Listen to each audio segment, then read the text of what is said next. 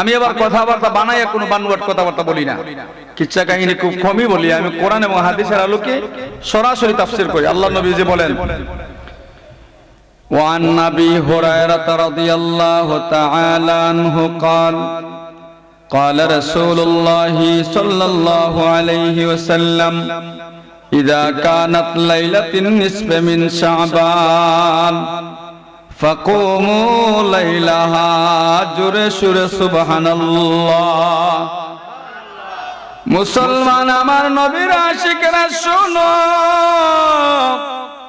আল্লাহর পয়গম্বর বলেন শাবানু শাহরি, শাবান মাস নবীর মাস।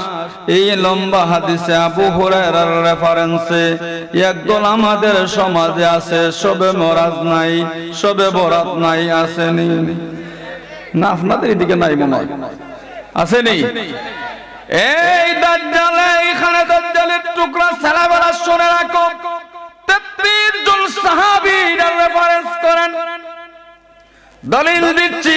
বুখারী শরীফের হাদিস, মুসলিম শরীফের হাদিস, আবু দাউদ শরীফের হাদিস, নাসাই শরীফের হাদিস, ইবনে মাজাহ শরীফের হাদিস, তিরমিজি শরীফের হাদিস। আল্লাহর নবী যে বলেন, ইদা কানাত লাইলাতুন নিসফি মিন শাবান فقوموا ليلها وصوموا يومها فإن الله تعالى ينزل فيها لغروب الشمس إلى السماء الدنيا فيقول ألا من مستغفرين فأغفر له ألا مسترزق فأرزقه ألا مبتلا فأعافيه ألا كذا ألا كذا حتى يطلع الفجر জোরে সুরে সুবহানাল্লাহ। এবার শুনলাম হাদিসের অর্থ আমি আপনাদের সামনে বলি। ইজা কানাত, ইজা হরফে শর্ট, উলামায়ে কেরাম যারা আছেন ওরা বুঝবেন আমি কি আলোচনা করছি। যখন আপনাদের সামনে পৌঁছে লাইলাতি, লাইলুন শব্দ অর্থ রাত্র। আরব দেশে যারা বাস করছেন লাইল দ্বারা রাত্র মুরাদ। লাইলাতুন নিসফে মিন শাবান, নিসফুন শব্দের অর্থ বাংলাতে দাঁড়ায় অর্ধেক, শাবান মাসের অর্ধেক, নিসফে শাবান যারা বলা হয়। হাদিসের ভাষায় নিসফে শাবান, আর ফারসিতে আল্লামা কাজী সানাউল্লাহ ফানিওয়াতি রাহমাতুল্লাহ তার তাফসীরে মাজহারির ভিতরে ফারসিতে লেখেন শবে বরাত। সব বিরে ফারসি শব্দ, বরাত মানে ভাগ্য নির্ধারণের রাত। সুবহানাল্লাহ। হয় না? নিসফে শাবান ওই রাত্রিতে ইন্নাল্লাহ, নিশ্চয় আল্লাহ তাআলা বলেন, লিগুরুবিশ শামস, গুরুব শব্দের অর্থ হলো অস্ত যাওয়া। বর্তমানে সূর্য উদয় হয় পৃথিবীর মিডিল দেশ জাপানে, জাপানের সোজা আকাশে মিডিলে সূর্য উদয় হয়। অস্ত নেয় পৃথিবীর শেষ প্রান্ত নরওয়ে, জাপানে উদয় হয়, নরওয়ে অস্ত নেয়। লিগুরুবিশ শামস, গুরুবিশ শামস নরওয়ে, এটা এইদিকে পশ্চিম দিকে, ওইদিকে ওইদিকে ওইদিকে লিগুরুবিশ শামস পশ্চিম দিকে। লিগুরুবিশ শামস মানে সূর্য অস্ত দিচ্ছে পশ্চিম দিকে। ইলাস সামাই দুনিয়া, যে আসমান আমরা দেখতে পাই ওই আসমানে গুরুবিশ শামস সূর্য অস্ত নেওয়ার সাথে সাথে যে আসমান আমরা দেখতে পাই প্যান্ডালের উপরে, ওই আসমানে আল্লাহ সূর্য ডুবার সাথে সাথে হাজির হয়ে যান। সুবহানাল্লাহ। একটু জোরে কর ভাই। যুবক ভাই, যুবকের মতো আওয়াজ দাও। যুব সমাজ যদি জাগ্রত হয় সমাজের পরিবর্তন ঘটে, কথা ঠিক কিনা? যুব সমাজ সজাগ হলে দেশের পরিবর্তন ঘটে, দুনিয়ার পরিবর্তন ঘটে, সমাজের পরিবর্তন ঘটে, বাজারের পরিবর্তন ঘটে, শহরের পরিবর্তন ঘটে, কথা ঠিক কিনা? যুব সমাজ বাইরে একটা জাগ্রত হয়ে যান। ওই সূর্য অস্ত নেওয়ার পর প্রথম আসমানে আইসা আল্লাহ বলেন, আলা মিন মুস্তাগফিরিন, আসনি কোন গুনাহগার, আমি আল্লাহর ডাক দে, আমি আল্লাহ তোর জীবনের গুনাহ মাফ কইরা দিব। আচ্ছা, এরকম কে আছেন যে আমার গুনাহ নাই, আমি আল্লাহরে ডাকবো না, এরকম কে আছে? ও আছে একদল মানুষ যারা বলে শবে বরাতর রাইট নাই, কথা কয় না? মানে তাদের লাগতো না, তারা এক করে মাসুম নিষ্পাপ, মার দুধের দুধ খাইতেছে, এখন মনে খালি জন্ম নিছে বাতিজার ফুতাইত, কথা ঠিক কিনা? আমরা এমন আশিকে রাসূল নয় যারা লাইলাতুন নিসফে মিন শাবান শবে বরাত অস্বীকার করে, ওরা কাফের, কথা ঠিক কিনা? এই রাত্রের জন্য আমার আপনার নবী উহুদের ময়দানে দান্না শহীদ করেছেন। এই রাত্রের জন্য আমার নবীজি তায়েব শহরে রক্তাক্ত হয়ে জমিনে ঘোরাঘুরি করছেন, কথা ঠিক কিনা?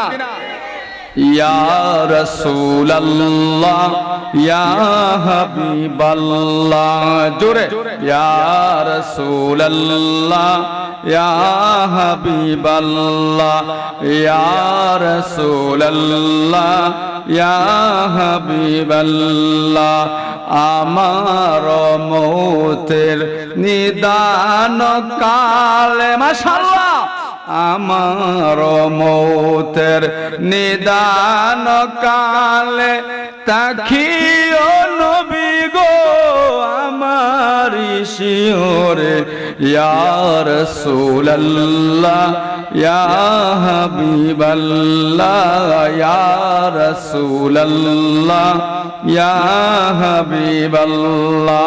কুশিনে আবেজার একটু একটু তেজ আইছেনি, মাশাআল্লাহ, মানুষ জমছে কিন্তু এখন, আগে কম ছিল, এখন মোটামুটি মানুষ জমছে, আরো আসবে। আশিকে রাসূল যারা বলে যে হায়াতুন নবী জিন্দা নবী, রওজা পাকে সশরীরে হায়াতুন নবী, এই আকীদা বিশ্বাসের যারা আছে, ওরা মাহফিল শোনার পর, কোরআনের কথা শোনার পর, নবীজির কথা শোনার পর একটা মানুষ রাস্তাঘাটে বাজার দোকানপাটে থাকতে পারে না। আশিকে রাসূলের পরিচয় হলো কে কোথা থেকে কোরআনের কথা বলবে, কোন জায়গা থেকে কোন কণ্ঠে নবীজির আলোচনা করবে।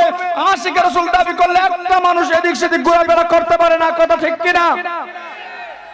প্রাণের ভাইরা, আল্লাহ রাব্বুল আলামিন বলেন প্রথম আসমান আয়া সূর্য ডুবার পরে, আসরের পরে, মাগরিবে কিছু আগ মুহূর্তে আয়েশা বলেন আলা মিন মুস্তাগফিরিন, আসনি কোন গুনাহগার। হরিনগরের যুবক ভাইরা আমার, হরিনগরের বন্ধুরানি, আল্লাহ যখন ডাক দেয় আলা মিন মুস্তাগফিরিন, আসনি গুনাহগার, ওই সময় যদি আমার নবীর আশিক কোন পাপিষ্ট কয় আল্লাহ আমারে মাফ কইরা দেন, আমার গুনাহ মাফ কইরা দেন, আসমান জমিনের মালিক আল্লাহ ডাক দিয়া কয় হরিনগরের বিলাল রে কান্দিস না, তোর কান্না বরদাস্ত করতে পারি না, তোর চোখের পানিটা বাইর হইয়া নাকের ডগারা গাছতে দেরি, আমি আল্লাহ তোর জিন্দেগির গুনাহ মাফ করতে দেরি হবে না। এই তো খালি একটু গেল ভাইরা আমার, আমি বলছি সংক্ষিপ্ত কিছু সময় আপনাদের সময় নষ্ট করব, এই জন্য আমি সরাসরি চলে যাচ্ছি, কিন্তু হাদিস থেকে আলোচনা করতেছি এখন। আলা মিন মুস্তাগফিরিন, আসনি কোন গুনাহগার, এটা হরফে শর্ত, ফাগফির, আল্লাহ তোমাদের গুনাহ মাফ করে দিব, আলা মুস্তারজিকিন, আসনি কোন রিজিক চানেওয়ালা, ফারযুকাহু, রিজিক দান করব, আলা মুবতালান ফাউআফিয়া, আসনি রে কোন গুনাহগার এমন আছো অসুস্থ, দুনিয়ার মানুষরে বললে লজ্জা লাগে, লজ্জার কারণে বলতে পারো না, ক্যান্সার হয়ে গেছে, আলসার হয়ে গেছে, ডায়াবেটিস হয়ে গেছে, বললে লজ্জা দে, শরম দে, আমার আল্লাহ ডাক দিয়া কয় আশিক রে এই মুহূর্তে আমার কাছে বলবা আফিয়া, আমি আল্লাহ তোর জিন্দেগির যত অসুস্থতা আছে সব অসুস্থ রোগ ব্যাধিরে বালা কইরা সুস্থ সবল বানায়া দিব।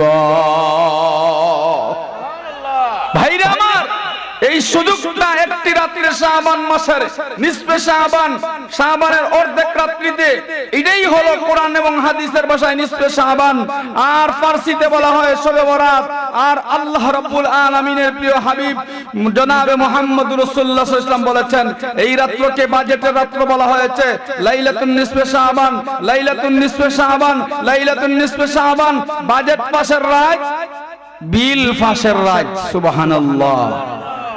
গত বছর শাবানের রাত্রিতে, শাবান মাসের 14 তারিখ রাত্রিতে লেখা হয়েছিল আপনারা এই মাহফিলে আসবেন। এই জন্য আল্লাহ আপনাদের ক্যামেরায়, আল্লাহর ক্যামেরা দিয়ে দইরা রহমতের চাদরে বেষ্টন করে আপনাদের ঢুকায় দিতে। সুবহানাল্লাহ। আর যাদেরকে আল্লাহর বেষ্টনের ভিতরে ঢুকায় নাই, ওরাই দোকানপাটে ঘোরাফেরা করছে। কথা ঠিক কিনা? কে খুশি হবে আর কে বেজার হয় আমি বলতে পারবো না। আসুন বন্ধুরা আমার, লম্বা হাদিস থেকে কি পাইলাম? এই রাত্রিতে সূর্য ডুবার সাথে সাথে যিনি বলবেন যে আমাকে মাফ করে দাও, আল্লাহ তারে মাফ করে দিব। যিনি বলবেন আমাকে রিজিক দান করো, আল্লাহ তাকে রিজিক দান করবেন। যিনি বলবেন আমার অসুস্থতা থেকে আপনি সুস্থতার নিয়ামত দান করেন, সুস্থতার নিয়ামত দিবেন কে? কথা কয় না, কে দিবেন? ওই আল্লাহ রাব্বুল আলামিন বলছেন, তোমরা আর কিছু করো বা নাই করো, আমার বন্ধুর সাথে মহব্বত তৈরি করো। সুবহানাল্লাহ। বন্ধুর সাথে মহব্বত তৈরি করবেন। নবীজি আমাদের কাছে এখন নাই, এখন কিভাবে তৈরি করবেন? এই জন্য বন্ধুর নায়েব যারা আছে, নায়েবে রাসূল, ইন্নাল উলামা ওয়ারাসাতুল আমবিয়া, বুখারী শরীফের হাদিস, সিয়াসির তার 6টা কিতাবে এই হাদিসটা আছে। উমর ইবনে হযরত আব্দুল্লাহ ইবনে ওমর থেকে রেফারেন্স। আল্লাহর নবীজি বলেন, যারা নায়েবে রাসূল আছে, উলামায়ে কেরাম আছে, এদের সাথে তোমরা মহব্বত করো, করলেই আমার বন্ধুর সাথে ভালোবাসা হবে। চিল্লায় বলেন সুবহানাল্লাহ। প্রাণের ভাইরা আমার, সুন্নি মুসলমান যুবক বন্ধুরা, দিলের কান দিয়া একটু শুনেন।